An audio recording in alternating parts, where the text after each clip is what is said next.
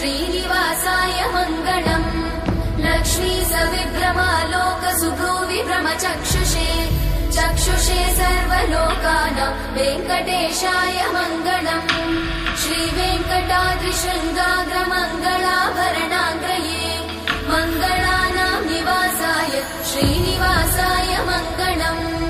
सर्वावयव सौन्दर्य सम्पदा सर्वचेतसाम् सदा सम्मोहनायास्तु वेङ्कटेशाय मङ्गलम् नित्याय निरवध्याय सत्यानन्द चिदात्मने सर्वान्तरात्मने श्रीमद् वेङ्कटेशाय मङ्गलम् स्वतः सर्वविदे सर्वशक्तये सर्वशेषिने